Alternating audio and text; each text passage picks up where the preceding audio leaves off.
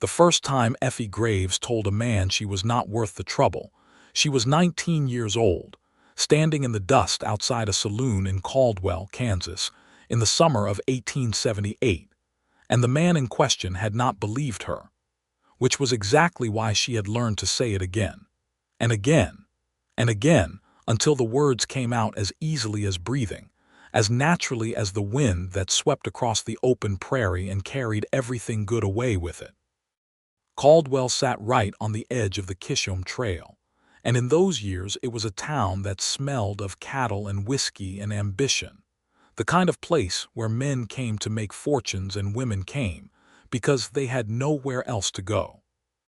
Effie had come because her father had dragged her there from Missouri after her mother passed, and when her father had drunk himself into a grave 2 years later, she had stayed because leaving required money she did not have, and a direction she had not yet found. She worked in the boarding house run by a widow named Mrs. Claudette Harp, a stout and practical woman who had no patience for sentimentality but a great deal of patience for hard work. And Effie had hard work in abundance. She cooked, she cleaned. She mended linens at a table by the window every evening while the noise of the town filtered in through the glass like music. She had stopped dancing too. The men who stayed at the boarding house noticed her. They always noticed her, because Effie Graves had the kind of face that made men reconsider their journeys and the kind of eyes that made them forget what they had been reconsidering. She was 23 now, and those years had shaped her in ways that went beyond the physical. There was a stillness about her, a particular economy of expression that some men mistook for mystery and others recognized, correctly, as armor. She had hazel eyes that went green in certain lights and brown in others, and dark hair she pinned back with a severity that did not quite manage to be severe, because a few curls always slipped loose at her temples, and those curls undid every bit of severity she had constructed. She had told every man who came calling, and there had been several, some with money and some with charm and a few unfortunate souls with neither, that she was not worth the trouble. She said it plainly, without apology, without the fluttering eyelashes or the downcast gaze that might have softened it into something coy. She said it the way she said everything, directly and completely, as though she had considered the statement from every angle and found it to be simply true. The men, without exception, had eventually believed her. Or rather, they had decided that whether she was worth the trouble was irrelevant, because she had made it perfectly clear that she was not interested in giving them the opportunity to find out. There was a reason for the warning, though she never explained it. There was a reason she had built those walls with such care and stacked them so high, and it had to do with a man named Gerald Prout, who had come to Caldwell 2 years earlier with silver in his pockets and a smile that arrived before the rest of his face did. Effie had been briefly, catastrophically foolish about Gerald Prout. She had let herself imagine a future something small and honest, a house with a garden, a life that had a shape to it, and Gerald Prout had taken that imagination and crumpled it up like a piece of paper he had no further use for. He had ridden out of Caldwell on a Tuesday morning without a word, and she had found out 3 weeks later from a passing cattle driver that Gerald Prout had a wife in Abilene and 2 children, and a third on the way. The foolishness had lasted 6 months. The lesson had lasted considerably longer, so she had become a woman who warned people. She had become a woman who drew a clear line between herself and anyone who looked at her with warmth, because warmth, she had learned, was the beginning of something that always ended in cold. She was not bitter, or she told herself she was not bitter, which is the thing that bitter people always tell themselves, but she was careful. She was extraordinarily, exhaustively careful, and the men of Caldwell had learned to stop trying, and life had settled into something manageable if not exactly joyful, and that had been enough. Until the morning of the 14th of September, 1878, when a man named Benjamin Townsend rode into Caldwell on a roan horse with a saddlebag full of surveying equipment, and a reputation for finding exactly the kind of situations that most sensible people spent their entire lives avoiding. He arrived on a Wednesday, which Effie would later think was significant, because nothing good had ever started for her on a Tuesday, and everything that changed her life had apparently decided to begin on Wednesdays. She was at the window of the boarding house, working through a basket of mending, when she heard the horse on the street below and looked up purely reflexively, the way one looks up at any sound, and that was when she saw him. Benjamin Townsend was 28 years old, and he looked like a man who had spent every one of those years outside. He was broad through the shoulders and lean through the middle, with dark hair that was slightly longer than was fashionable, and a jaw that had not seen a razor in at least 3 days. He wore a brown canvas coat that had seen better decades, and a hat that had been creased and recreased so many times it had developed its own opinion about how it wanted to sit on his head. He was not, by any strict accounting, a handsome man. His nose had been broken at least once, possibly twice, and there was a scar along his left jaw that caught the morning light. But he had the kind of face that made you keep looking at it, the kind of face that seemed to contain more information than most faces, like a landscape that kept revealing new features the longer you studied it. He swung down from the roan with the loose-jointed ease of a man who had been getting on and off horses since before he could reliably walk, and he looked up and down the main street of Caldwell with an expression that was difficult to read, not quite amusement, not quite resignation, somewhere between the two, like a man who had seen enough new places to know that new places were mostly variations on a theme. His gaze traveled the length of the street and then, for just a moment, traveled up to the window where Effie sat with her mending. Their eyes met for approximately 2 seconds. She looked back down at her needle. He tipped his hat at no one in particular and led his horse toward the livery stable. "That one will want a room," Mrs. Harp said from somewhere behind Effie, with the satisfied certainty of a woman who had been reading Travelers for 30 years. "He has that look." "What look?" Effie asked, though she was not looking up from her mending. "The look of a man who has not had a proper bed in some time and knows it," Mrs. Harp said. "Go put the kettle on."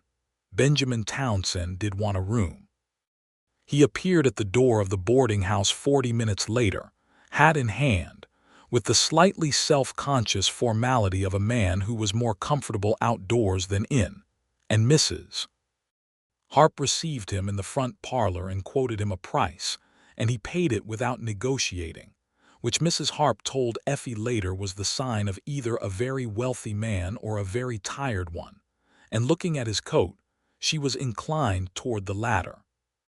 Effie served supper that evening at the long table in the dining room where the boarders ate together, and she moved around the table with the brisk efficiency she had perfected over 4 years of service, setting down bowls of beef stew and plates of cornbread and cups of coffee, without making eye contact with anyone in particular, because eye contact was the first step on a road she had stopped walking.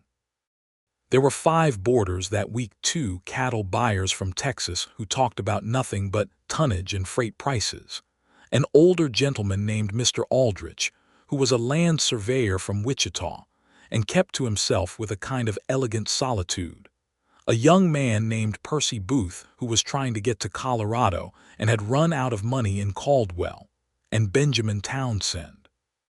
Benjamin Townsend sat at the end of the table nearest the window and ate his stew with the focused appreciation of a man who had been eating trail food for a considerable while, and he did not talk much during supper, which she noticed because men who did not talk much were either genuinely quiet or saving something.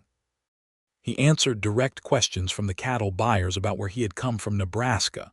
He said, before that Oklahoma Territory, before that Texas, before that a number of other places that he listed with a kind of mild detachment, as though he were describing a route on a map rather than the course of his own life.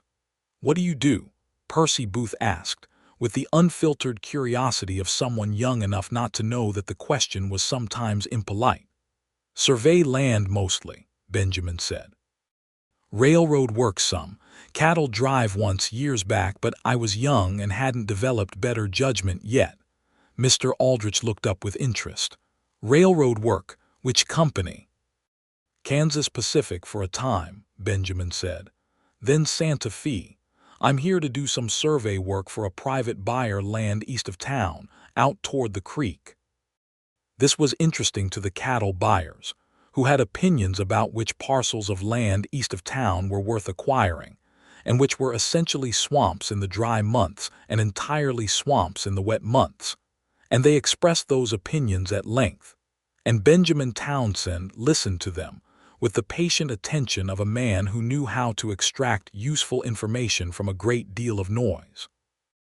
Effie collected empty bowls and refilled coffee cups and moved around the periphery of the conversation without being part of it, which was exactly how she preferred it. It was when she reached his end of the table to take his bowl that he looked up at her and said, "This is the best stew I have had in probably 6 months. Maybe longer," she said. "Thank you," in the tone she used for all boarders, the one that was polite and complete and did not invite continuation. He said, "I mean it genuinely, not as a pleasantry." She looked at him then properly, because that was an unusual thing to say. Most men offered compliments as social currency, as something to spend in the hope of getting something back. He said it the way he might have remarked on the weather as a factual observation, offered simply because it was true and seemed worth saying. His eyes were dark, very dark, somewhere between brown and black, the color of good earth after rain, and they looked at her with a straightforwardness that she found, despite herself, slightly disarming. "I will tell Mrs. Harp," she said. "She made the stew." "You made the cornbread," he said. She stopped. "How would you know that?" "Different hands," he said simply. "The stew is precise. The cornbread is a little generous. They're made by different people." She did not know what to do with that observation, so she took his bowl and moved away from the table, and she told herself, firmly and clearly, that it did not mean anything. A man who noticed things was not automatically a man worth noticing. She had known Gerald Prout to be charming, and charm was not a quality, it was a skill, and skills could be employed in service of any number of intentions. But over the following days, she found that Benjamin Townsend was difficult to categorize in the way she usually categorized men, which was by what they wanted from her and how aggressively they pursued it. He did not pursue her at all, at least not in any of the ways she had learned to recognize. He rose early and came in late, covered in dust and carrying his surveying equipment with the absent-minded ease of a man who had been carrying such things so long they had become an extension of his arms. He ate his meals. He was consistently polite to everyone at the table, and he did not linger in the dining room looking for opportunities to have conversations he had not been invited to have. On the third day, she was in the back garden hanging linens when he came around the side of the house with a bucket of water for his horse, and they were in the same space for a few minutes without anyone else present, which was the kind of situation she usually managed to avoid or at least to exit quickly. She kept her attention on the sheets she was pinning to the line, and she waited for the thing that always happened, the remark or the approach or the carefully constructed coincidence that was not really a coincidence at all. What happened instead was that he said, "Excuse me," moved past her toward the pump without stopping, filled his bucket, and went back the way he had come. And then when he was halfway around the corner of the house, he paused and said, without turning around, "There's a loose board on the back step. Right side, second from the bottom. I nearly went through it this morning. Thought you should know." And then he was gone. She stood with a sheet half pinned to the line and felt something she had not felt in a very long time, which was thoroughly confused about a man, but in a way that was not threatening or unwelcome. It was more like the feeling of having read the first sentence of a book, and not yet knowing whether it was going to be the kind of book you loved or the kind that disappointed you, but being genuinely uncertain for the first time in years. She fixed the board that afternoon with a hammer and 2 nails from the shed, and she thought about the fact that he had told her about it rather than Mrs. Harp, and she thought about the fact that he had not stopped to see whether she was impressed, and she decided that she was overthinking a very simple thing and went back to her mending. The first real conversation happened on a Friday evening. The cattle buyers had gone to the saloon. Percy Booth had gone to the saloon. Mr. Aldrich had retired early, and Mrs. Harp had gone to visit her friend Mrs. Perkins 2 streets over, which she did every Friday with the regularity of a church appointment. Effie was in the parlor with her mending. She always had mending. It was a constant of her existence, and Benjamin Townsend came in from outside, set his hat on the hook by the door, and stopped when he saw her. "I did not realize anyone was in here," he said. "I was going to sit and do some paperwork. I can go up to my room." "The parlor is for boarders," she said. "Sit where you like." He sat in the armchair by the fireplace, which was not lit because September was still warm enough, and he opened a leather case that contained a number of maps and sheets of figures, and he spread them on his knees and studied them with the concentrated attention he gave to everything. The room was quiet except for the sounds from the street outside, the distant noise of the saloon and the occasional passage of a wagon, and the quieter sounds of needle through fabric and the soft rustle of paper. After perhaps 20 minutes he said, without looking up from his maps, "How long have you been in Caldwell?" "4 years," she said. "You like it here?" She considered the question, which was not one she was usually asked. "It serves its purpose," she said. "That is not the same as liking it." "No," she agreed, "it is not." He looked up then, and she saw that small thing again, not amusement exactly, but something adjacent to it, something warm and observant. "Where are you from?" "Missouri," she said. "A town called Warrensburg." "I know Warrensburg," he said. "I passed through it years ago. There is a river." "The Blackwater," she said, and something moved in her chest at the name of it, something small and involuntary. "You miss it," he said. "I miss the river," she said. "The town itself was not particularly, it was a town." "There is something about rivers," he said, with a thoughtfulness that seemed genuine, the kind of thoughtfulness that comes from a person who has actually thought about such things rather than performing the act of being the sort of person who thinks about them. "I have lived near rivers and away from rivers, and I am always easier near them. Something about the sound, I think, or the motion, the sense that something is going somewhere." She looked up from her mending and studied him for a moment. "You have moved around a great deal," she said. "All my life," he said, without particular regret or pride about it, just as fact. "Do you prefer it, or is it merely circumstance?" He turned that question over with the same care he gave his maps. "Both, I think," he said at last. "When I was younger, moving felt like freedom. Now I think it might be a habit I have not examined closely enough." She did not respond to that immediately, because it was an unusually honest thing for a person to say about themselves, and honesty of that particular kind, the kind directed inward, was something she had not often encountered. Most people in her experience narrated their lives in ways that cast themselves favorably, and the ones who narrated themselves unfavorably were usually doing it as a performance, an offering of false modesty meant to provoke a reassuring contradiction. He did not seem to be performing anything. He seemed to be simply saying what was true. "That is a thoughtful thing to say," she said finally. "Most things worth saying are," he said, and went back to his maps.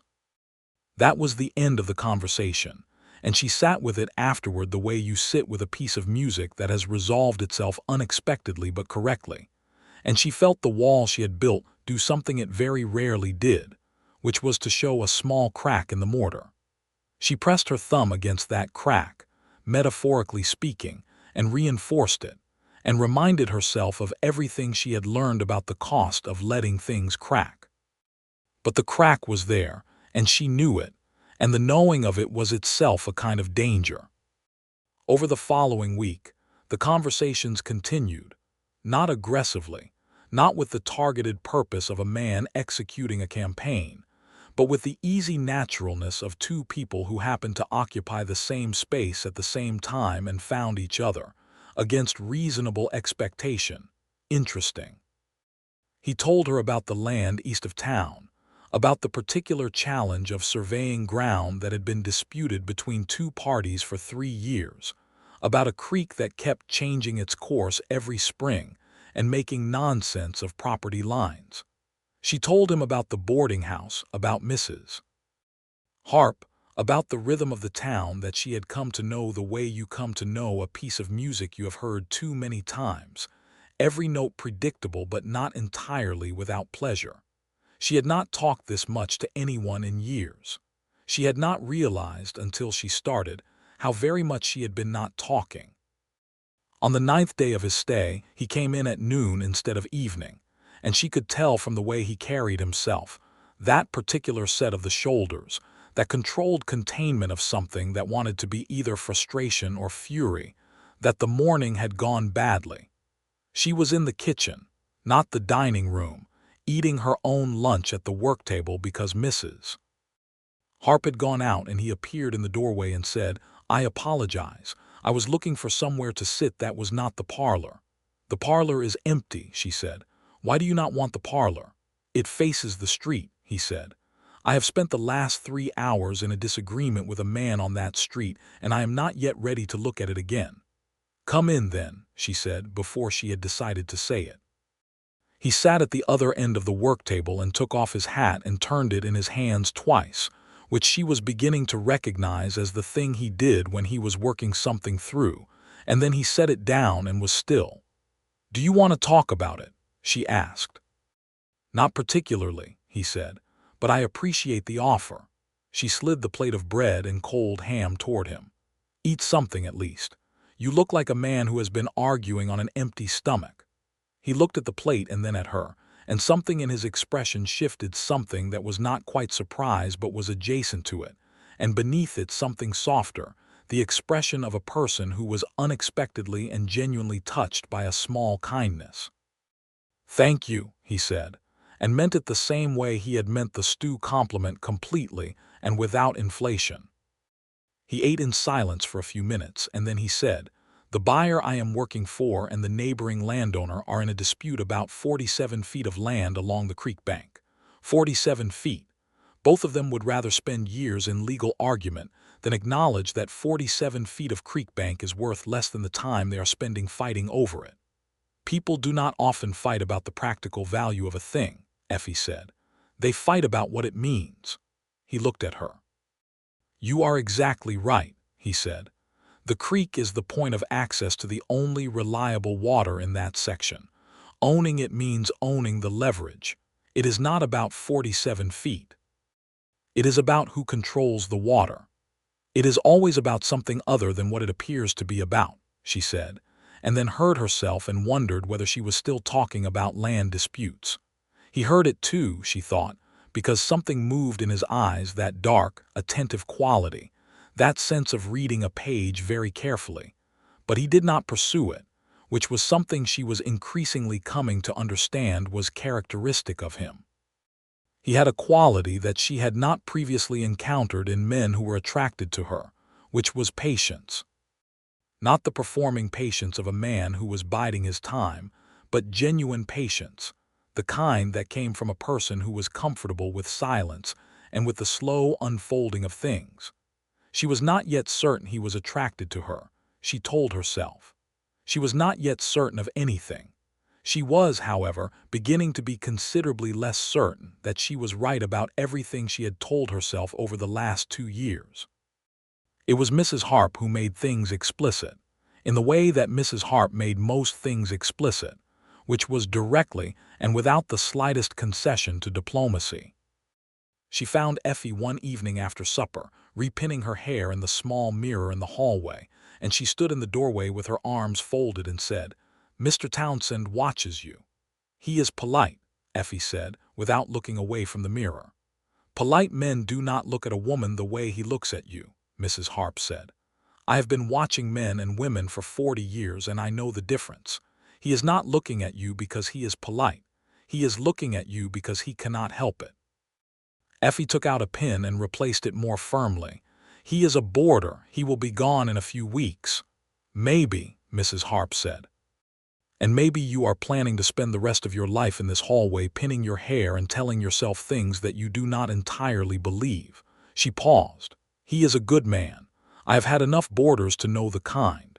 He does not drink to excess. He does not play cards for money he does not have. He is honest with the figures in his ledger when he thinks no one can see him, and he fixed the back step without being asked. Effie's hand stopped moving. He fixed the back step.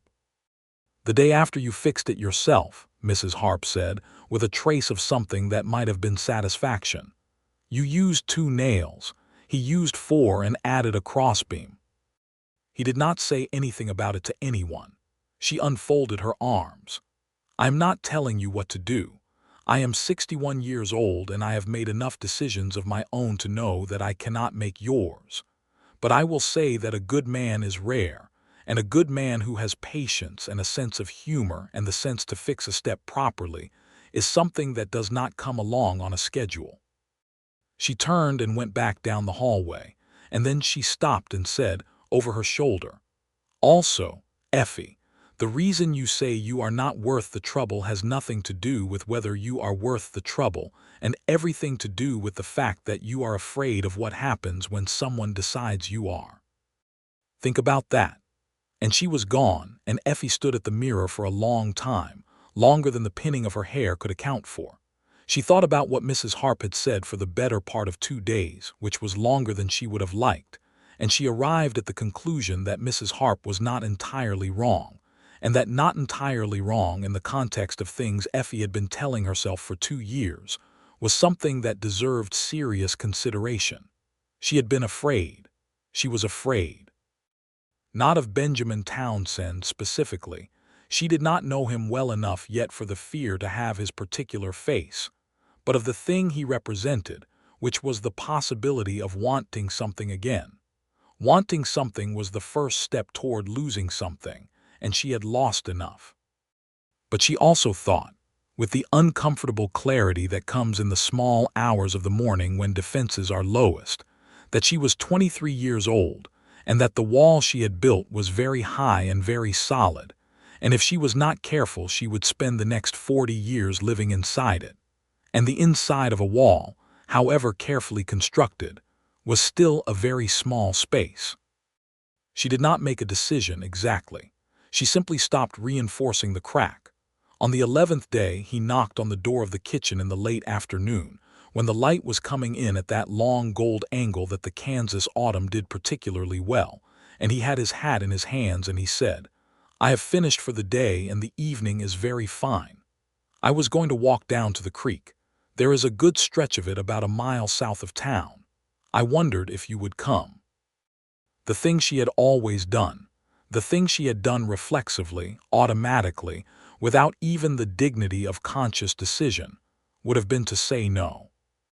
To say it pleasantly and firmly and finally, in the tone that closed doors without slamming them. She opened her mouth to say it. She was aware of opening her mouth to say it. And what came out instead was, let me get my coat.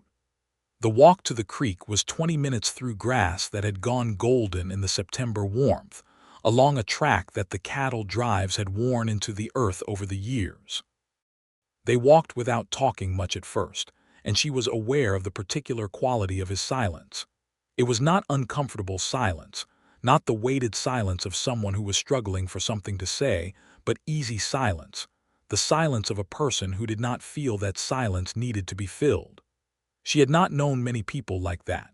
Most people, herself included if she was honest, found silence slightly threatening, as though it might reveal something they did not want revealed.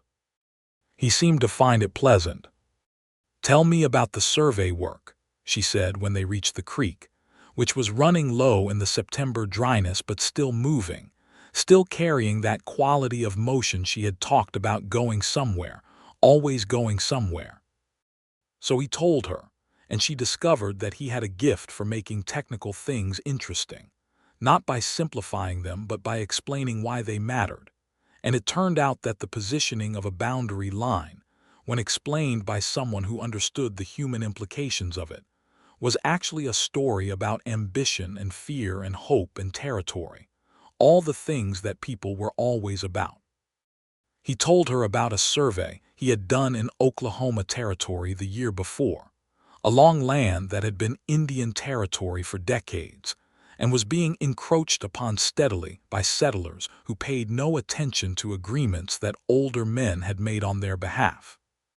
He talked about it with a directness that surprised her, a clear acknowledgement that something unjust was happening and that he was not entirely without complicity in it, that the work he did served interests that were not always the interests of people who had been on the land first. "Does that bother you?" she asked. "Yes," he said, without hesitation. "I have thought about stopping more than once. I know men in my line of work who do not think about it at all, and I sometimes envy them the simplicity. But not thinking about a thing does not make the thing not so." She looked at the creek and thought about that. "What do you do with the fact of it?" "Try to do the work honestly," he said. "Try not to take commissions that I know are purely predatory. Try to be truthful in my measurements when there is pressure to measure otherwise. It is not enough. I know that, but it is what I can do." "Most people do not even do that much," she said quietly. He looked at her, that long, patient, reading carefully look. "You have seen a great deal," he said. "It was not a question." "I have been watching a busy street for 4 years," she said. "And before that I was not exactly sheltered." "No," he said. "I would not imagine you were." They were quiet for a little while, standing near the water, and the light was dropping low and turning the creek to hammered copper, and she was aware of him standing beside her with the awareness you have of a thing that is important, the kind of awareness that registers in the body before the mind has finished deciding what to do about it. She was also aware that she was not afraid. She was not unaware of the possibility of being afraid, which was different. She could feel the old machinery primed and ready, could feel the walls ready to be called upon, but she was not, in this moment, afraid. "I should tell you something," she said, and she was not sure she had decided to say it until she heard the first word of it. "Tell me," he said. "I have said to men, to every man who has shown interest, that I was not worth the trouble," she said. "I said it plainly, and I said it because I believed it. I believed it was the honest and responsible thing to say, and I believed it would keep things simple. And it worked. All of them went away." He was quiet for a moment. The creek moved past them. "And now," he said. "And now," she said slowly, "I am telling you because it seems like the honest thing to do, and because you strike me as the kind of person who prefers the honest thing." He looked at the water and then back at her, and something moved across his face, not quite a smile, something more complicated, more genuine, something that suggested the kind of feeling a person has when they receive news they have been hoping for and did not know it. "I appreciate the honesty," he said. "But," she said.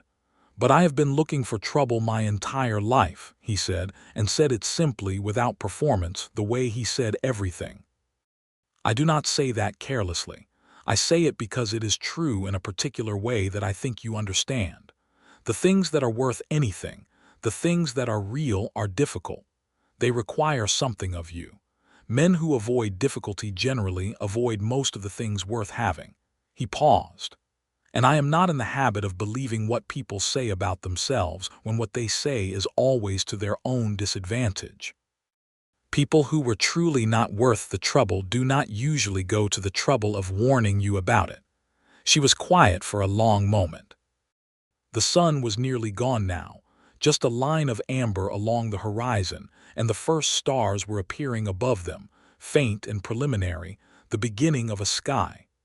"That," she said at last, "is either the most honest thing or the most clever thing anyone has said to me in 4 years. I have not yet decided which."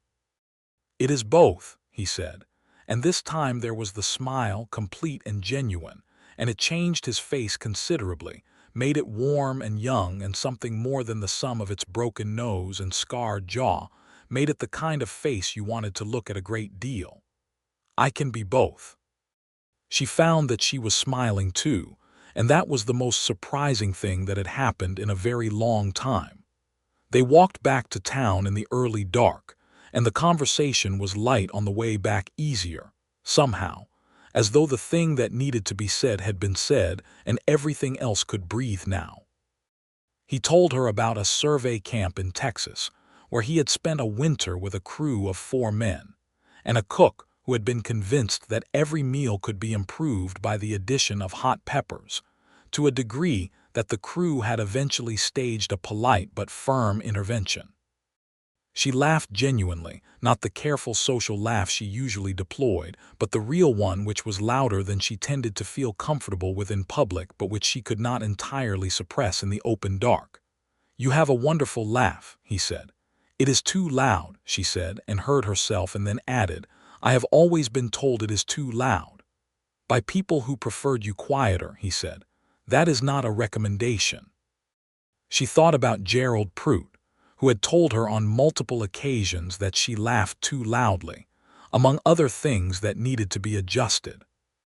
She thought about how she had adjusted them, all of them, and what she had gotten in return for the adjustments. "No," she agreed, "it is not."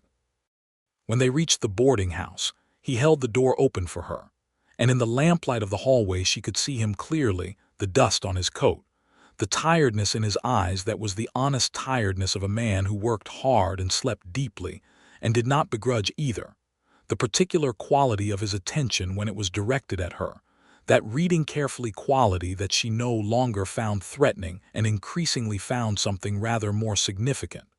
"Thank you for coming," he said. "Thank you for asking," she said, and meant it.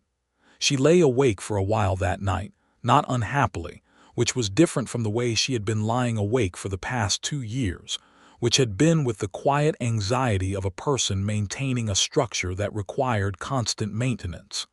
This was different. This was the feeling of having put down something heavy and discovered that her arms still worked. October came in cool and dry, with the smell of change in it, and Benjamin Townsend's survey work continued longer than originally projected, because the land dispute had escalated in the way that all land disputes eventually escalated, which was into the involvement of lawyers. He had sent a telegram to the buyer explaining the delay and received permission to stay on, and this information had been conveyed to Mrs. Harp, who had conveyed it to Effie with a perfect neutrality that did not conceal the fact that she found it entirely satisfying. The walks became a regular thing. Not every evening. He was often out until dark, but several times a week, in the afternoons when she had finished her work and he had finished his, they walked out toward the creek or along the western road where the prairie was unbroken, and you could see 20 miles in any direction on clear days. They talked about everything and nothing, in the way that people talk when they are in the process of knowing each other, when every fact and opinion and memory is new, and the process of sharing them is itself pleasurable regardless of content. She told him about her mother, about the garden her mother had kept in Warrensburg, about the particular quality of summer mornings in Missouri when everything was green and damp, and the whole world smelled like something about to happen. She told him about her father, carefully and without self-pity, about the way grief had unmade him, and about the particular loneliness of watching a parent disappear while they were still physically present. She did not tell him about Gerald Prout, not yet, but she felt the shape of that story pressing against the inside of what she was saying, the negative space that explained some of the things she said and some of the things she didn't. He told her about his own family, a father who had been a farmer in Indiana and a mother who had taught school, about a childhood that had been orderly and decent, and which he had left at 17 with the restlessness of someone who knew, without being able to explain why, that the shape of the life available to him in Indiana was not the shape of the life he was made for. He did not have siblings. He had been alone in the way that only children are alone, which is with a particular self-sufficiency and a particular need for the right kind of company.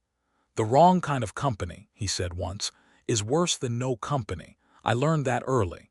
"Yes," she said, "I have learned that too." They were at the creek on that occasion, which had become their place in the way that places become people's places, without anyone officially designating them as such. The water was running a little higher now with the October rains, and the cottonwood trees along the bank had gone yellow, and the light had that clear autumn quality that was different from summer light, sharper, more considered, as though the world was paying closer attention.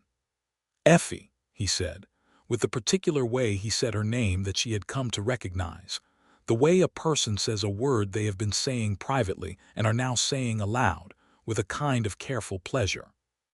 I want to ask you something that you can tell me to mind my own business about. Ask, she said. Why did you start saying it, he said. The thing about not being worth the trouble. I understand that you believe it. I am not asking whether you believe it. I am asking what happened that made you start believing it. She was quiet for a moment, watching the water. The creek moved with that steady insistence of water that has somewhere to be, indifferent to the things it passed. A man, she said at last, which is not an unusual answer. No, he agreed, but the details are always different. So she told him about Gerald Prout. She told the whole thing, not the abbreviated version she had told herself, which smoothed over her own foolishness with the kind brush of time, but the real version, including the 6 months of genuinely believing it, the way she had let herself want things, the specific quality of the Tuesday morning when she had stood in the street with a feeling in her chest that was not yet named grief, but was already shaped like it. She told him about finding out about the wife in Abilene, and the way that information had reorganized everything retroactively, had turned every memory of those 6 months into something she did not know how to hold. He listened to all of it without interrupting, which was exactly right, and when she was finished he was quiet for a moment and then he said, I am sorry. It was 2 years ago, she said, which was not really an answer. Time does not always do what people say it does, he said. No, she agreed. It does not. What he did was dishonest and cowardly, Benjamin said, with a directness that surprised her. Not anger, not performance, just a clear statement of fact. And I think you have been punishing yourself for his dishonesty and cowardice, which is backward. He was the one who did the wrong thing. She had heard versions of this before from Mrs. Harp and once from a friend in town, and she had received those versions politely and not been moved by them because she had known they were right, but had also known they were missing something. What they were missing was the particular thing he said next, which was, I also think the reason you are afraid is not that you believe you are unlovable. I think it is that you know you are capable of loving very much, and you have learned that loving very much leaves you very open, and being very open is very painful. And you have decided that the pain is not survivable. He paused. Which is a reasonable decision given everything. It is just not, I think, entirely accurate. She looked at him for a long time, and she felt something happen that she had no name for, some fundamental shift, the way ground feels after an earthquake has passed, still and reorganized and slightly altered in its relationship to everything. You are very perceptive, she said, and her voice was not entirely steady. I have had a lot of time alone to think, he said. Most of it I have wasted, but some of it landed. She laughed at that, and it was the real laugh again, and it did not sound too loud out here by the creek. It sounded exactly right. He took her hand on the walk back. Not dramatically, not as a statement, just the simple, natural gesture of reaching out and taking her hand as they walked, as though it were the most obvious thing to do, and he had been waiting for the moment when it was appropriate, and had decided that the moment was now. Her hand in his felt like something she had not expected to feel again, which was safe, and the safety of it was more startling than anything dangerous had ever been. She did not pull away. The land dispute resolved itself on the 15th of October, in the way that land disputes in that particular part of Kansas tended to resolve themselves, which was with the intervention of a federal land agent named Mr. Douglas, who arrived from Wichita and spent 2 days looking at Benjamin's survey charts and declared the boundary to be exactly where Benjamin had measured it, which satisfied neither party but was definitive. Benjamin delivered his final report to the buyer, a man named Hartley, who shook his hand and paid him promptly and seemed, despite everything, relieved that it was over. Benjamin came to the kitchen to tell Effie the morning after the dispute was resolved. Mrs. Harp was there, pointedly making herself busy with the store cupboard in a way that made clear she intended to remain present for the conversation, and Benjamin told them both that his work was concluded and that he would be leaving by the end of the week. The end of the week was 3 days away. Effie said. "I see," in a voice that she hoped conveyed appropriate neutrality and suspected did not, and Mrs. Harp said nothing but made a small sound over the store cupboard that communicated a great deal. The afternoon of that day, he found her in the back garden, which was where she always went when she needed to think and had legitimate activities to perform while thinking.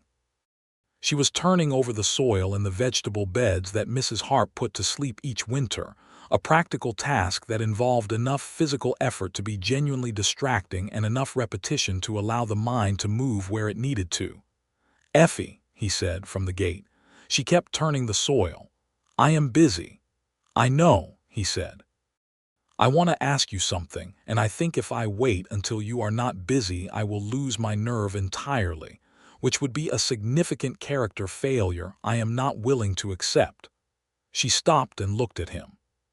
He was standing at the gate with his hat in his hands, turning it in that way she had come to know, and he looked, for the first time in the weeks she had known him, actually nervous, not dramatically, not visibly to anyone who did not know him as well as she had come to know him, but there, in the slight set of his jaw and the careful quality of his breathing.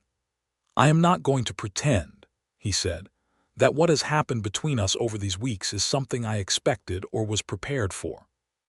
I came to Caldwell to do survey work and go on to the next commission. I did not come here for this." He made a small, helpless gesture with his hat, indicating the space between them. "For you." She waited. "I do not want to leave at the end of the week," he said. "I am aware that saying that puts pressure on a situation that I want to. I am trying to do this without pressure. I am trying to be honest without being demanding, and I am finding those two things difficult to reconcile." "Benjamin," she said quietly. "I am in love with you," he said, and there was the directness, the straightforward quality that she had come to trust, delivered now in service of the most direct thing he had said to her. "I know that is perhaps a great deal to say. I know that given everything you have told me, it might be the exact wrong thing to say. But you have told me you prefer honesty, and it is honest, and so."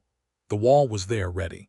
She could feel it, the mechanism of it, the years of careful engineering ready to be employed. She stood with the garden fork in her hands and felt the wall ready and chose, clearly and consciously and with full knowledge of what she was choosing to step away from it. "I do not know that I am ready," she said. "I want to be honest about that."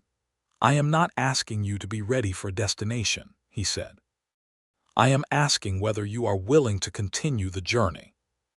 She set the garden fork against the fence and crossed to the gate and looked at him through it, close enough to see the dark eyes clearly, the nervousness he was managing with characteristic composure. "You fixed the back step," she said. He blinked. Yes." "You used 4 nails and added a crossbeam," she said. "Mrs. Harp told me." Something crossed his face, surprise, and then something that was not quite embarrassment but was the genuine, unperforming kind of vulnerability that comes when a private thing is made public. "I noticed it was still not entirely secure after you repaired it," he said. "Why did you not say anything?" "Because you had done it yourself," he said, "and you clearly did not need my help, and I was not trying to demonstrate anything. It needed to be done properly." She opened the gate. "Come in," she said, "and stop turning your hat like that before you ruin it." He came in holding the hat still, and she looked up at him. He was considerably taller than she was, which she had noticed but had not until now thought about in quite this way, and she said, "I am afraid." "I know," he said. "I may do things because I am afraid that are frustrating," she said. "I am a patient person," he said. "I do not know whether I am capable of the things you might want from a person," she said. "I think you are capable of more than you have been given any reason to believe," he said, "and I would rather find out together than wonder about it from a commission in the next county." She took his hand. Not the way he had taken hers on the walk as a gesture, but the way you take something you intend to keep, both hands deliberately, and she felt him still and then return the pressure. And there it was, the thing she had been guarding against, the terrifying and absolute feeling of wanting someone so much that it rearranged the furniture of the entire interior world. "All right," she said. "Stay." "How long?" he said, and there was a smile in it. "We will figure that out," she said. Start with not leaving on Friday. He stayed. He sent a telegram to his next commission in Colorado explaining a delay. The commission replied that the survey was not needed until spring, which created, somewhat miraculously, several months of unscheduled time. He moved from the boarding house. Mrs. Harp's establishment was not the appropriate setting for a courtship, as Mrs. Harp herself pointed out, not because she disapproved but because the boarding house was a public space, and a courtship required some measure of privacy. And he rented a small room above the hardware store on the main street, which was neither comfortable nor particularly well positioned, but from the window of which he could see the boarding house, which he acknowledged to himself was the reason he had chosen it. He called on her properly in the parlor of the boarding house in the afternoons, with Mrs. Harp performing her usual charade of occupying herself elsewhere, while actually being perfectly aware of everything that was happening, which was something both Effie and Benjamin were entirely aware of, but found they did not mind. They played cards sometimes, not gambling, just games, and he was better at cards than she had expected, and she was better than he had expected, and there was a particular pleasure in the discovery of hidden competencies in someone you were already in the process of loving. He walked her to church on Sundays, which was one of the public signals that a town like Caldwell read and understood, and the reading and understanding of it by the population of Caldwell produced a round of opinions that Effie heard about secondhand. Several women expressed approval, including Mrs. Perkins, who told Mrs. Harp that Mr. Townsend had a very respectable appearance. One of the cattle buyers, who had been quietly hopeful himself in Effie's direction, was philosophical about it in the way that disappointed men who are fundamentally decent are philosophical. The town, in general, decided that it approved, and the town's approval was the kind of soft infrastructure that made things easier without anyone specifically acknowledging it. Benjamin's real acquaintance with Caldwell deepened over those weeks in ways that she found were illuminating. He was liked, she discovered, not because he tried to be liked, but because he was reliable and fair, and because when he said something it tended to be true. He helped an elderly farmer named Mr. Cody identify a water source on his property one afternoon, purely because the man had mentioned the problem in conversation at the general store, and Benjamin happened to know the signs of underground water and could not keep the knowledge to himself when it was relevant. He did not make a production of it. He just did it and moved on, and Mr. Cody told everyone at every opportunity, and Benjamin looked mildly embarrassed every time the story was repeated. "You are going to be enormously inconvenient," Effie told him one evening. "How so?" he asked. "Because you keep being good," she said, "when I am trying to be careful about you." "You should stop being careful," he said. "You say that easily," she said. "I say it," he said, "because I have been watching you be careful for 6 weeks and it costs you a great deal and I think the cost has exceeded the benefit." He paused. "Also because I intend to marry you and it is difficult to propose to someone who is being careful." She stared at him. "You intend to, I am telling you my intention," he said. "I am not proposing at this moment because it is Wednesday evening and you have just come in from hanging laundry, and I think you deserve better than a proposal over a basket of damp sheets." The dark eyes were warm and entirely serious. "I am simply telling you that my intention is clear, so that you have the information and can decide how to feel about it in advance. That way, when I do ask, you will not be surprised in a way that might produce the answer you would give if surprised rather than the answer you actually want to give."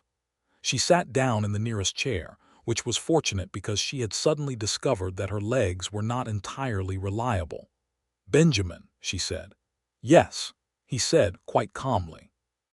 "That is the most unusual approach to a marriage proposal I have ever heard of," she said. "I know," he said. "But I told you I have been looking for trouble my entire life, and you are worth every bit of it, and I am not going to risk a moment of surprise producing the answer I have been watching you practice on everyone else. So now you have some time." She was quiet for a moment.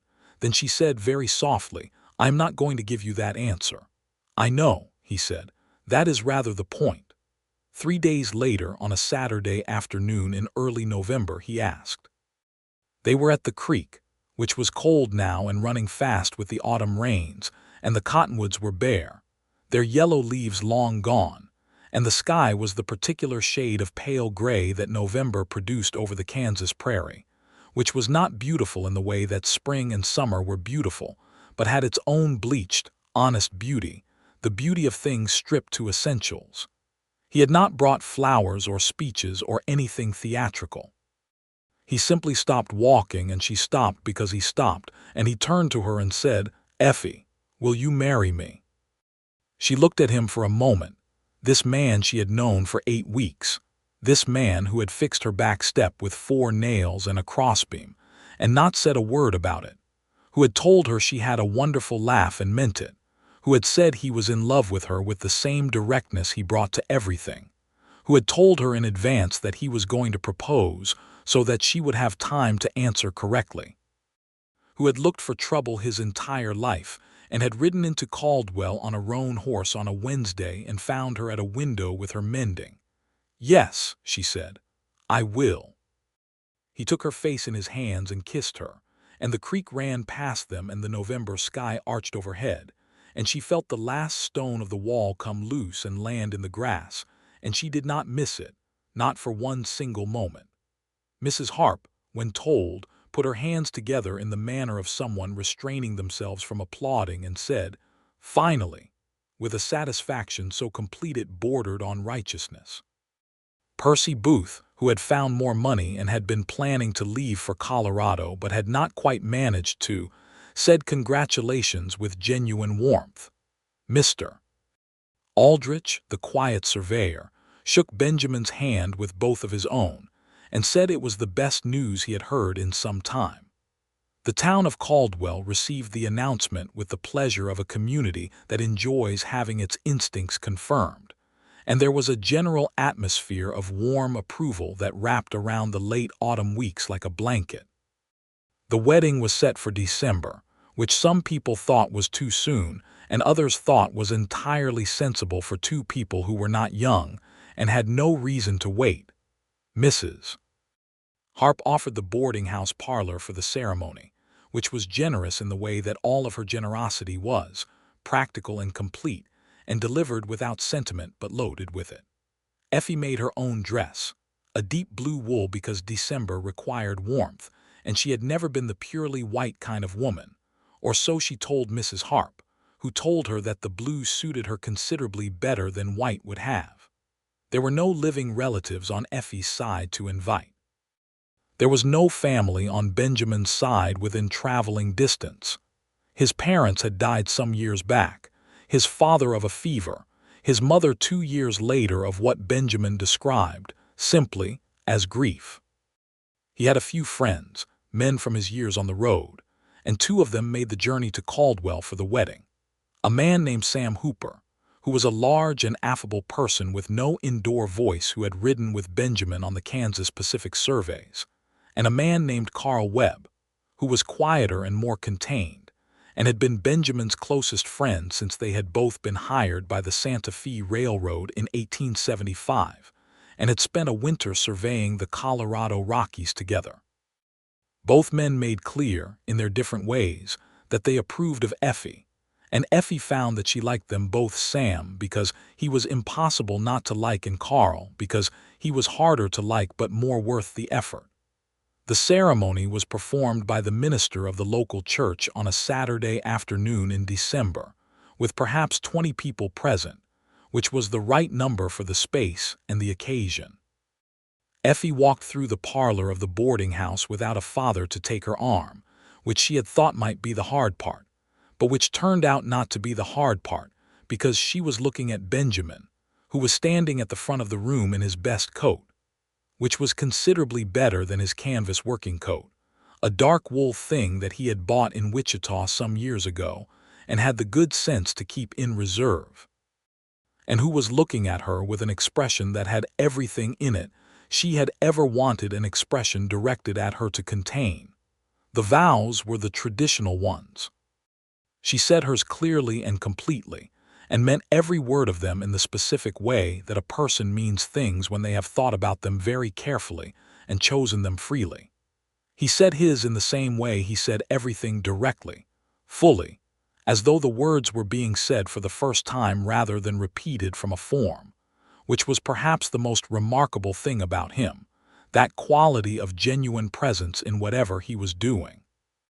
When the minister declared them married, Sam Hooper produced a sound that was technically a cheer, but had the volume of something considerably larger, and Mrs. Harp laughed, and Effie and Benjamin looked at each other with the shared amusement of two people who were already, in some fundamental way, on the same side of everything. The months that followed were the happiest of Effie's life, and she thought about that designation carefully before awarding it, because she had been happy before, happy as a child, happy in particular moments. But this was a different category, a sustained and specific happiness that was not the absence of difficulty, but the presence of a person who made difficulty navigable. They lived at first in a rented house on the western edge of Caldwell, a small house but a solid one, with a kitchen that Effie found satisfying to organize, and a front porch from which you could see the prairie rolling away to the horizon. And she stood on that porch on winter mornings with her coffee and felt, for the first time in years, that she was standing somewhere rather than waiting somewhere. Benjamin's commission in Colorado came through in February, and there was a discussion about whether she would go with him or stay in Caldwell, and the discussion lasted approximately 12 minutes before it became clear that they were both, independently and for different reasons, opposed to separation, and that was the end of that question. She went to Colorado with him. The Colorado Commission was 3 months of work in the spring, surveying land for a mining company near the town of Durango, and Effie discovered that she was suited to travel in a way she had not known, that the movement and the novelty were not as threatening as she had imagined they would be from the inside of the boarding house in Caldwell, and that she was, when given the opportunity, a person who adapted quickly and with genuine interest. She learned to make camp with him on the nights they were out on the survey lines, learned the particular choreography of a camp efficiently set up and comfortably maintained, and he was a good teacher, patient and specific and quick to trust her with things she had not done before. Colorado was extraordinary. She had not been prepared for the scale of it, the way the mountains removed all perspective you had developed on the plains, the way the sky operated at a different register up there, closer and more demanding. She painted a little. She had painted as a girl and had not done it in years, but she bought a small set of watercolors in Durango and sat in the evenings outside the tent or on a rock above the survey camp and tried to put down what she was seeing, with mixed results but genuine pleasure. Benjamin kept a small, paint-spotted notebook of her attempts on his survey desk, with the care of someone who valued things beyond their technical merit. "They are not very good," she told him once, looking at a rendering of the mountains that had the mountains' general disposition but not their specific authority. "They are exactly like what you were looking at when you made them," he said. "That seems like a reasonable measure." She threw a sock at him, which he caught, and the small domestic comedy of it in the Colorado wilderness was one of the things she would remember afterward as a moment when everything felt so exactly right that it seemed, paradoxically, fragile, and she had held it carefully and it had not broken. They returned to Caldwell in June, to the small house on the western edge of town, and in July she told him what she had suspected since Colorado, which was that she was expecting their first child. The telling was one of those moments she had not rehearsed, had simply found herself doing, standing in the kitchen in the morning with the coffee on and the early light coming in the window, and she said it directly, the way she had learned to say things, and he set down his cup and crossed the kitchen and took her in his arms without saying anything for a moment, just held her, and she felt against her hair the deep, even breath of someone receiving something they did not know how to contain. "Well," he said into her hair. "Well, indeed," she said.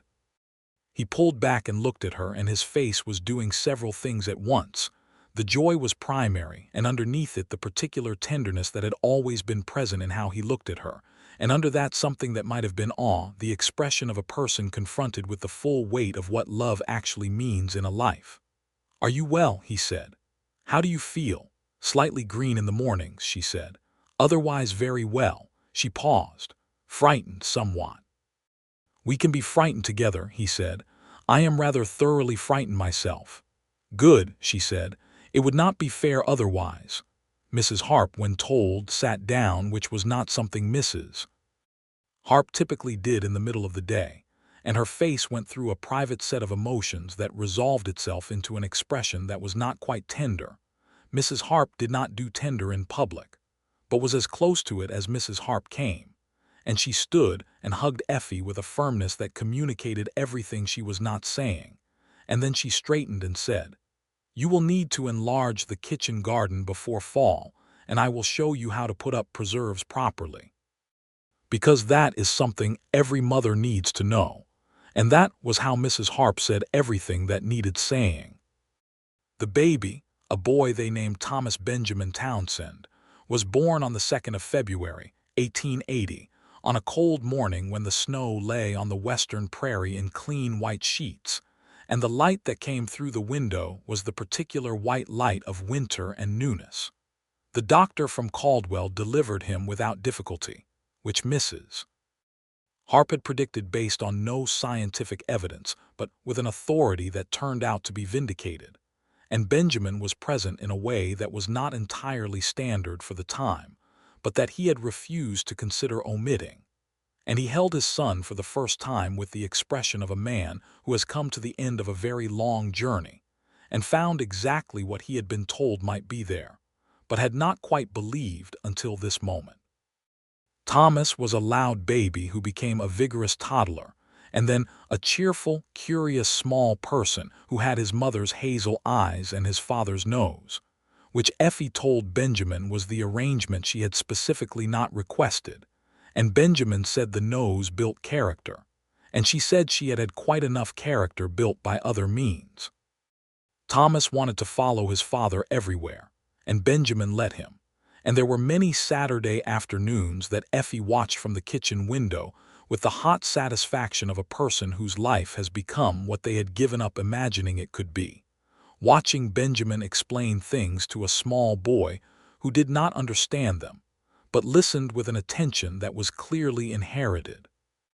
The land east of Caldwell, the same land Benjamin had surveyed in the autumn of 1878, was sold twice in the intervening years, and eventually purchased by a man who turned out to have better sense about property lines than his predecessors. And the creek continued to change its course every spring, indifferent to whatever agreements men made about it. Benjamin's survey work took him across Kansas and into Oklahoma territory, and occasionally back to Colorado, and Effie went with him when the work was accessible, and managed the house in Caldwell when it was not. And she found a rhythm in the going and the staying that suited her in ways the pure staying had never quite managed. In the spring of 1881, Sam Hooper came through Caldwell on his way to Texas with a cattle drive, which was something Sam did occasionally when survey work was slow. And he stayed for 3 days and ate Mrs. Harp's cooking with the fervor of a man who had been on trail rations. And he played with Thomas, who was enchanted by him. And he sat on the front porch with Benjamin in the evenings and talked about a dozen things that Effie could hear from inside where she was reading. The voices of 2 old friends with years of shared history between them, punctuated by the occasional laugh, or the silence that carries equal weight. The evening before he left, Sam came to the kitchen where Effie was putting up the last of the coffee, and he said without preamble, "He is happier than I have ever seen him in 20 years of knowing the man." "I am glad," she said. "You did that," he said. "We did it together," she said. Sam nodded as though this was the right answer. "He was not before you. He was a good man. He has always been a good man. But he was not tethered, you know, like a thing that is valuable but floating. You tethered him." He paused. "And I do not mean that as a diminishment. I mean it as the opposite." "I know," she said. and he did the same for me, so we are equally tethered." "That is a very good arrangement," Sam said. She thought so too. Carl Webb, Benjamin's quieter friend, came through Caldwell the following autumn with news that he had taken a position with the Santa Fe Railroad as a permanent surveyor, based in Kansas City, and that he was engaged to be married to a woman named Dorothea who was a teacher there. And the news produced dinner and celebration, and the discovery that Dorothea and Effie, when they met the following spring in Kansas City during a commission that took Benjamin and Effie there for a month, had a great deal in common, both practical, both readers, both with the particular humor of women who have built their own lives and find the details of it quietly funny. They became friends in the way that adult women become friends, slowly and with full assessment, and the friendship once made was solid. The summer of 1882 brought Benjamin a significant commission, a large survey for the Santa Fe Railroad's proposed expansion through the southwestern portion of Kansas, which was months of work and took him through country he had not previously surveyed. And Effie, who was expecting their second child and was past the point of easy travel, stayed in Caldwell for much of the summer with Mrs. Harp and with Thomas, who was 2 years old now and in the full glory of his mobility and curiosity. The staying was harder than it had been before Benjamin, but different hard, not the old standing, still of waiting for a life that was not arriving, but the active hard of managing a household and a toddler while carrying another child, which was the kind of hard that came with its own momentum and left no room for the old anxieties. Benjamin came home at the end of August with dust on every surface of him, and a completion certificate for the survey and stories about the southwestern Kansas prairie that he told to Thomas, who listened with the solemn gravity of a 2-year-old confronted with information he cannot entirely process but will file away for later use.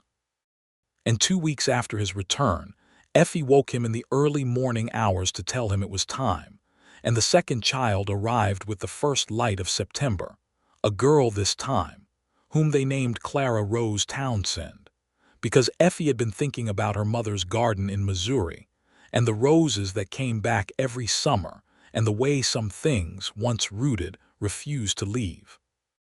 Clara was a quieter baby than Thomas had been, calmer, more observational, with a way of regarding the world that Benjamin said reminded him of Effie in the early weeks of the boarding house, the careful assessment, the taking of things in from a distance before deciding what to do about them.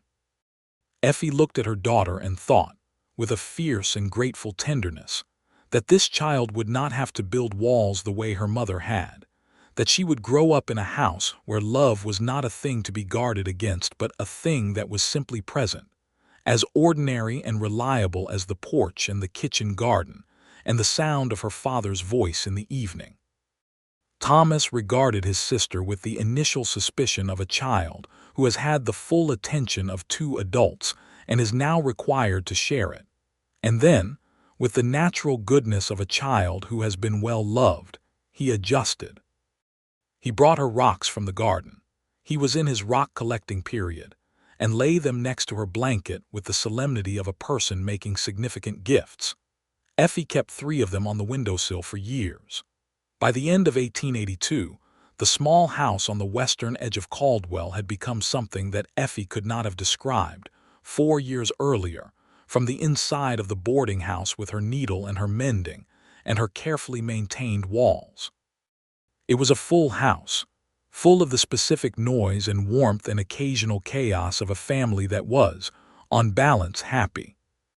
Not perfectly happy, not without difficulty, not without the ordinary sorrows and frustrations that attend any life honestly lived, but happy in the substantial way, the way that has weight to it, the way that does not depend on circumstances being perfect because the circumstances have been built on something that holds regardless. Benjamin came home from a short commission in December and found her in the kitchen with Thomas on one hip and Clara on her other knee, and a pot of stew that required attention on the stove. And he stood in the doorway for a moment taking in the scene, and she said, Either help or stand somewhere that is not the doorway. And he came in and took Thomas, who transferred between them with the complete trust of a child who has no experience of not being caught, and stirred the stew. And the kitchen was warm and smelled of the approaching evening, and she thought not for the last time here. This is the thing, Mrs. Harp came to supper twice a week, because she had sold the boarding house at the end of 1880 to a younger woman, and was living alone in a smaller house 2 streets over. And the twice-weekly suppers were something that began as kindness and became necessity on both sides, because Mrs. Harp was as much family as Effie had, and the children needed someone who would tell them things the way Mrs. Harp told things, directly and without softening, which was a service that grandmothers in particular were designed to provide, and which Mrs. Harp performed with the exactness and commitment she brought to everything.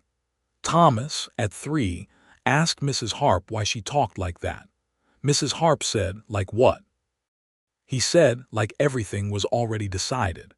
Mrs. Harp said it was because most things were, and the sooner one understood that, the easier things became. He thought about this for approximately 1 minute and then went back to his rocks. Effie watched the whole exchange and felt something that was pure, complex love for 2 people simultaneously, which was one of the things she had not known was possible until it became ordinary. Spring came to Caldwell in 1883 with the usual extravagance, the prairie grass going green and the wind shifting from the cold north to the warm south.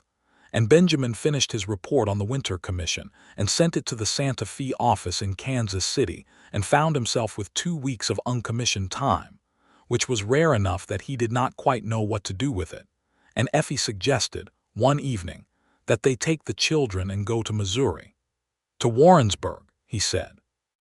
To the river, she said. I have been thinking about it. I want Thomas and Clara to see a river, a proper one. The creek outside town, he began, is a creek, she said. The Blackwater is a river. There is a difference. So in May of 1883, they loaded themselves and 2 small children and a considerable quantity of luggage onto the eastbound train and traveled to Missouri. And Warrensburg had changed, of course it had. 5 years was a long time in the life of any growing town. But the river had not changed, not in any fundamental way, because rivers do not change in the ways that matter, only in the small surface details, the course of a bend, the height of the bank. And Effie stood on the bank of the Blackwater with her husband beside her and her son's hand in hers and her daughter on Benjamin's arm, and she smelled the river, the particular mineral green smell of moving water in a wooded valley, and felt something complete, the closing of a circle. "It is good," Benjamin said beside her. "Yes," she said. Thomas pulled at her hand and said he wanted to put his feet in, and she said yes even though the water was cold and she would have to dry his feet afterward, because some things mattered more than convenience. And the look on his face when he felt the cold rush of the water over his small feet was a memory she was already making permanent. Clara looked at the river from her father's arm with the assessing expression she had been wearing since birth.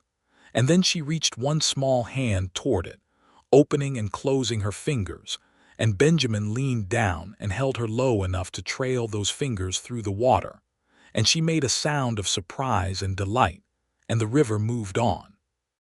They stayed 4 days, in a hotel that was decent if not distinguished, and Effie walked the streets of Warrensburg and found what she had suspected, which was that the town itself had never been the thing she missed, and the river had always been the thing she missed, and that she had gotten the river back, and that the rest of it was history, and history was something you carried but not something you lived in. She felt that clearly and fully, standing in the place where she had grown up, and she thought about the version of herself who had sat at a window in Caldwell with her mending and told men she was not worth the trouble, and she felt for that version of herself something that was not quite pity. She had been doing what she knew how to do with what she had been given, and not quite admiration, but something between the two, the complex feeling you have for yourself across time. The recognition of both the limitation and the survival. Benjamin found her on the second evening standing on the bank alone, the children asleep at the hotel and Mrs. Whatever her name was watching them at the desk, and he came and stood beside her without speaking for a moment, and then he said, "What are you thinking?" "I am thinking about the distance between then and now," she said, "and that it is very large and very strange." "Good strange or difficult strange?" "Both," she said, "but mostly good."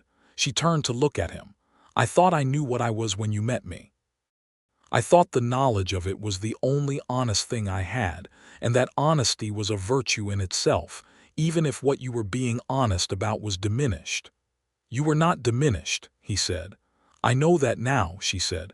"You helped me know that. But I did not know it then, and the not knowing made me very small, and I am glad to have gotten out of the small."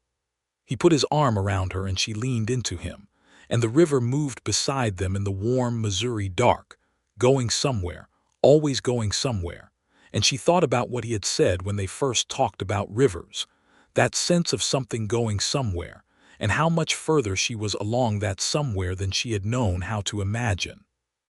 They returned to Caldwell in the second week of May, and the train journey home was the chaotic, intermittently wonderful and intermittently trying experience that train journeys with two small children always are. And by the time they arrived in Caldwell, they were both tired, and the children were inexplicably energetic in the way that children are inexplicably energetic at the exact moment when it is least convenient.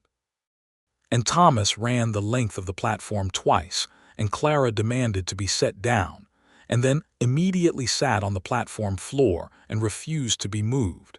And Effie and Benjamin stood amid their luggage and their children, and looked at each other over the small battlefield of the situation, and both of them laughed at exactly the same moment, and the laugh was the real one, the loud one, both of them, and it echoed off the roof of the Caldwell platform, and several people on the platform looked over and saw two laughing parents and two puzzled children and went about their business. And that was the whole of it, and it was everything. By the autumn of 1883, the house on the western edge of Caldwell had grown. Benjamin had added 2 rooms with his own hands over the previous summer, with help from Carl Webb, who had come for 2 weeks specifically for the purpose. And the two of them had worked in the summer heat, with the focus and efficiency of men who had been outdoors together enough to work without much talking. And Effie had kept them in coffee and food, and occasional pointed observations about the plumb of the walls that Benjamin received with grace and Carl received with surprise, and then respect.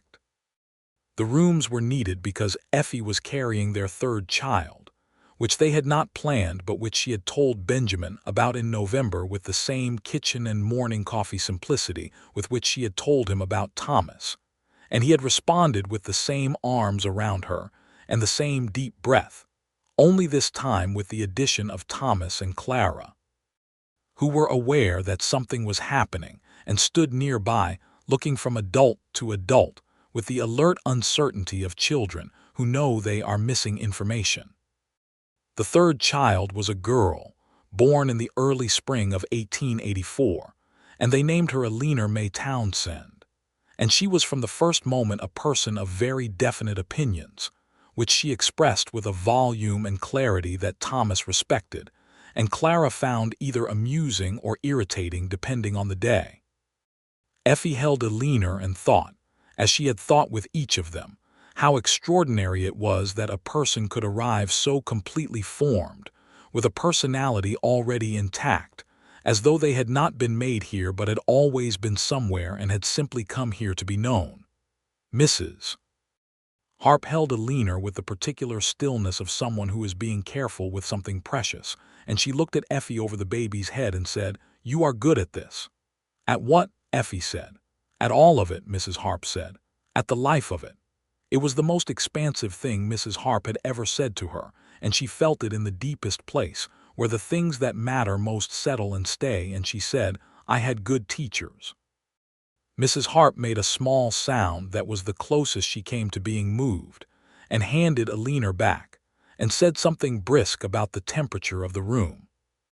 Benjamin came in from outside, where he had been with Thomas, who was 4 now and in pursuit of a particular beetle. He had been tracking across the garden for 45 minutes, and he looked at Effie with Alina in her arms and Clara at her feet, examining something on the floor with intense curiosity. And he crossed the room and kissed Effie on the top of her head and looked at Alina, who looked back at him with the fierce, evaluating look she had brought into the world. And he said, "She is going to be something." "They all are," Effie said. "Yes," he agreed, "they are." The years settled into a rhythm after that, not the static routine of a life standing still, but the moving rhythm of a life that had direction, the rhythm of the survey commissions and the returns, the garden seasons and the school years when Thomas started school and then Clara, the particular texture of each year as it built on the last. Benjamin's reputation in his field had grown to the point where he could choose his commissions, which was a luxury that had taken years of work and reliability to build, and which he appreciated with the genuine gratitude of someone who knew what the alternative looked like. He chose work that he believed in: land surveys for homesteaders, boundary work for the growing communities of western Kansas, occasionally railroad work when the line would genuinely serve the communities it passed through rather than simply extracting from them. Effie had, by 1886, developed the kitchen garden into something Mrs. Harp called serious and Carl Webb's wife Dorothea, who came to visit that summer, called impressive. She was also, by that time, teaching 2 afternoons a week at the Caldwell schoolhouse, having been recruited by the schoolmaster who had heard from several parents that Mrs. Townsend's ability to explain difficult things simply was something their children could benefit from. She taught reading and arithmetic, and she found that she had indeed a capacity for it, a patience with the specific difficulties of learning that had come, perhaps, from years of having to learn things the hard way herself, which made her sympathetic to the slower roads. Thomas, at 7, told her that she was a better teacher than Mr. Powell, which she received with appropriate maternal caution, and told him that he should not say so publicly, but privately she thought he was a person of excellent judgment. He beamed. He was a person who liked praise and knew what to do with it, which was to take it seriously and try to deserve it the next time, which she thought was the right relationship to have with praise, and which she suspected he had learned from his father. In the late autumn of 1887, Benjamin came home from a 3-week commission with a different quality about him, a thoughtfulness that ran deeper than the ordinary thoughtfulness of a man who had spent weeks outdoors. She noticed it at supper, in the slightly longer pauses before he answered questions, in the way he looked at the children with something additional in the looking, and she waited until the children were in bed and Mrs. Harp had gone home and the house was quiet and warm with the lamplight, and she sat across the table from him and said, "Tell me." He told her that the commission had taken him through the south of Kansas, near the border with Indian Territory, and that he had spent several days surveying land that had been designated as Indian Territory in treaties that were, in his judgment and by any honest reading of them, being systematically ignored. He had seen things, families living in conditions that were the direct result of those ignored treaties, and he had done his survey and filed his report and been paid, and the whole time he had been doing it, he had known that the survey would serve interests that were not the interests of the people who had the strongest claim to the land. "I am not certain I can continue doing work that I know will be used that way," he said. She was quiet for a moment. "What are the options?" "I can decline those commissions specifically," he said. "I have enough reputation now that I can afford to decline. Or I can write up what I have seen accurately in the report and send copies to people who might be in a position to use the information publicly." He paused. "Or both." "Do both," she said. "It will cost us some commissions," he said. "We will manage," she said, "and you will sleep better." He looked at her with that expression she had come to know in 9 years of knowing him, the one that said he was grateful not just for what she said but for how she said it, for the completeness of her, for the fact that she was the person across the table.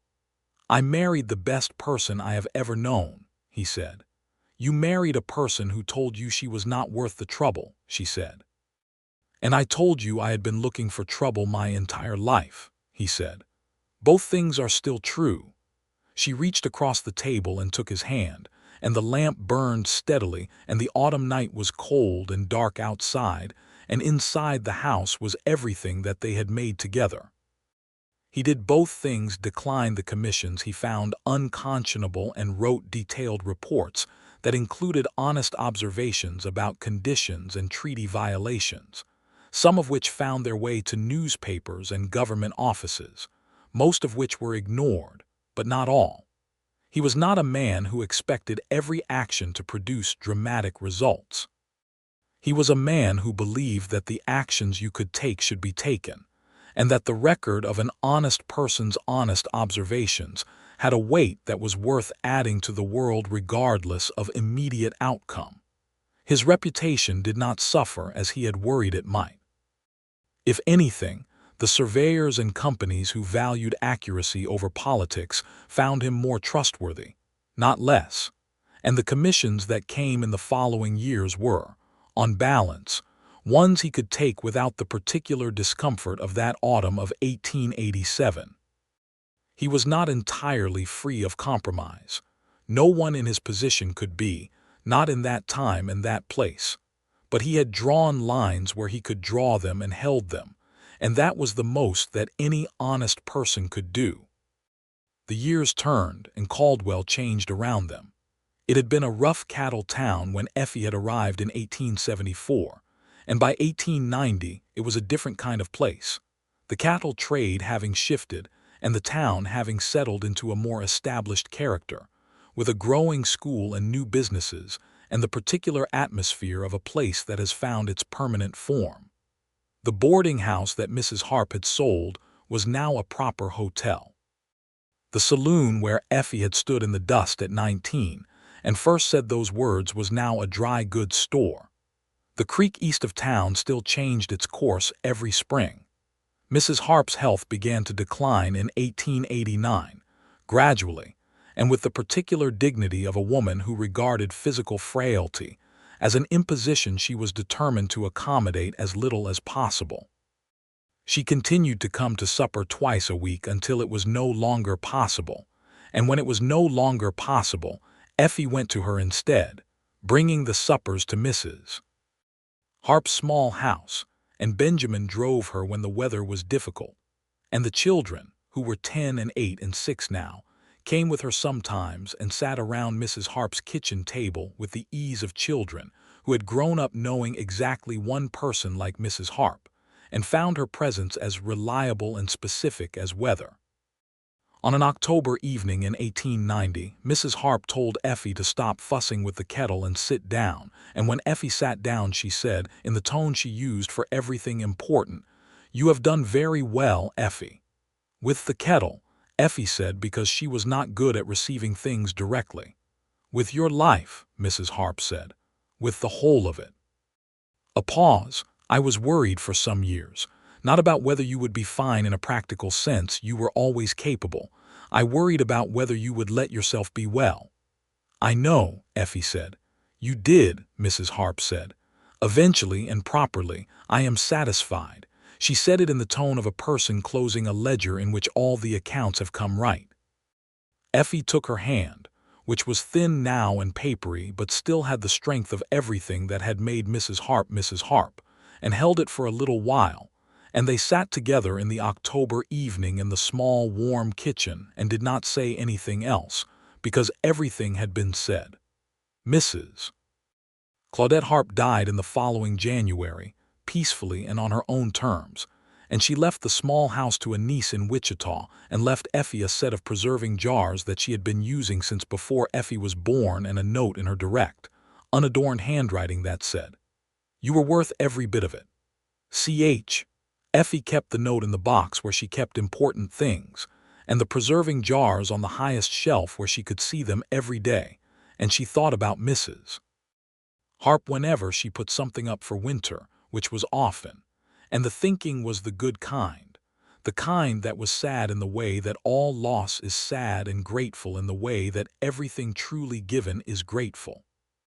The year 1891 arrived with a hard winter, and a spring that compensated for it with extraordinary generosity. The prairie going so green and full that Benjamin took the children out on a Saturday in April, and they walked for an hour just to be in the middle of all that growing. Thomas was 12, Clara was 10, and Alina was 7, and they were three entirely different people in the way that siblings always are, sharing the same household and the same parents and coming out completely distinct. And Effie watched them in the spring grass, Thomas methodical and curious, Clara watching everything before she moved, Alina plunging forward with opinions about all of it, and felt that rich, complicated love that is particular to parenthood. The love that contains the whole of a person, without requiring any of it to be different. Benjamin walked beside her with his hands in his coat pockets, watching them, and he said, "Do you remember what you said to me by the creek the first time we went?" "Which thing?" she said. "That you were not ready," he said. "That you wanted to be honest about not being ready." "I remember," she said. "I am glad you were honest about it," he said. "I am glad you said it exactly that way, because if you had said it differently, if you had said it to send me away, I might not have understood. But you said you were not ready for a destination. And the thing about a journey is that you do not need to be ready for the destination to start." She thought about this for a moment, watching Alina run ahead of her siblings with the total commitment of a 7-year-old in pursuit of something. "We have had a very good journey," she said. "We have," he said, "and considerable road left." She took his arm as they walked, and the spring light fell across the prairie in that flat, generous way it had in April, and the three children moved through the grass ahead of them, making noise, making the world larger with their presence in it. Thomas found something in the grass and called out to his father, and Benjamin went to look at it. A surveyor's stone, old and half-buried, the kind that had been set by some earlier survey years before, already made obsolete by the changing of roads and boundaries. Benjamin picked it up and turned it in his hands, and Thomas looked at it with serious interest, and Benjamin explained what it was and where it had come from, and why it mattered even though it was outdated, because the fact of a thing that had been carefully done at a particular moment was itself a record, and records had value. Clara stood nearby listening. Alina had already moved on to the next thing. Effie watched and thought about records and value, and the particular kind of careful work that produces things that last, the fixing of steps with 4 nails when 2 will do, the telling of honest things even when they are difficult, the choosing to stay when leaving would be easier, the opening of a gate that has been kept closed for 2 years.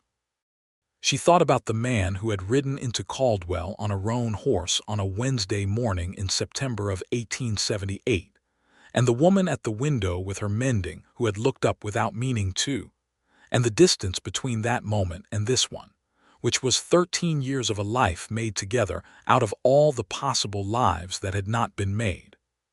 She thought about the words she had said to every man who had shown interest, the careful warning, the honest self-diminishment that had seemed, from inside it, like the only honest thing available, and had turned out to be the thing standing between her and everything she was actually capable of. She thought about the answer he had given her on the first real evening by the creek, with the November trees bare and the water cold and the first stars coming, that he had been looking for trouble his entire life, and that trouble was what was real, and what was real was worth the difficulty of it. She thought that he had been right about that, as he was right about most things, not with the rightness of a man who needed to be right, but with the rightness of a man who simply, through attention and patience and a willingness to look at things honestly, often arrived at the correct place. She walked across the spring grass to where he was standing with the survey stone in his hands and their eldest child beside him, and she put her hand in his free hand, and he closed his fingers around hers, without looking up from the stone he was explaining, without interrupting the sentence, just closed his fingers around hers with the ease of something that had been done 1,000 times and would be done 1,000 more. And she stood in the April morning in the West Kansas prairie with her husband and her children and her full and complicated and real life, and she thought, this is it. This is the thing. This is what all of it was for. A leaner called from 20 yards ahead, demanding that everyone come look at something immediately, with the authority of a person who fully expects to be obeyed. And Thomas sighed with the dignity of an older brother, and Clara was already moving. And Benjamin looked at Effie with the familiar warm private amusement of two people who share everything, including the comedy of their own children, and Effie laughed, the real laugh, the loud one.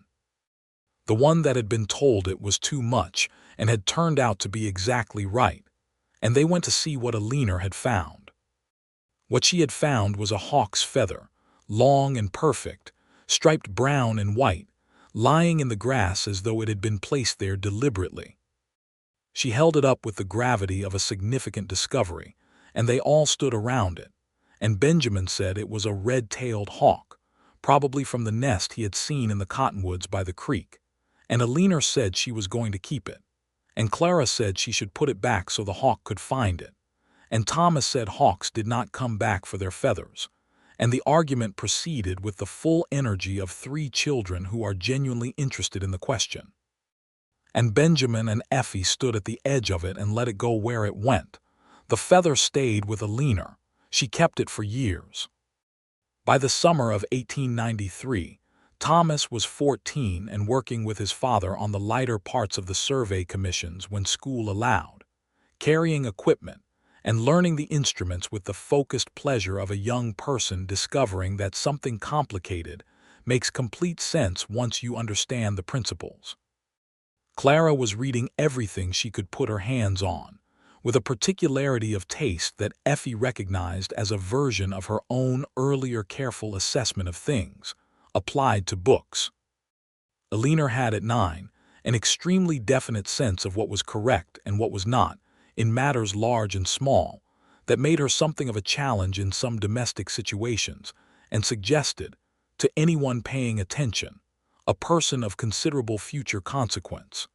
Benjamin sat with Effie on the front porch one evening that summer in the early dark, with the prairie stretched out before them and the first stars making their appearance above the western horizon, and he said, "I have been thinking." "About what?" she said.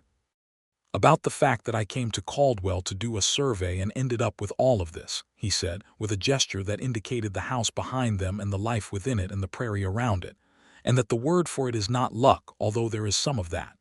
The word is, I do not know the exact word. It is the feeling of a thing having gone the way it should go, despite all the ways it might not have. She considered this. "Grace," she said. "Maybe," he said. "Yes, maybe that is the word."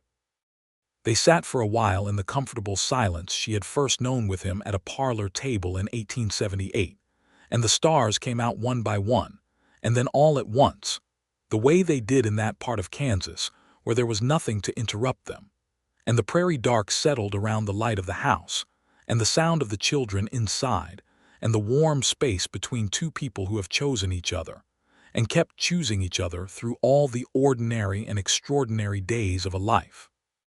He reached over and took her hand in the dark, and she held it, and the night went on around them, and there was nowhere else on earth she would rather have been, and nothing she needed that she did not have, and the woman who had stood in the dust of Caldwell in 1878 and told every man she was not worth the trouble had been wrong, as she had come to know, not about her worth, but about whether worth was the relevant question.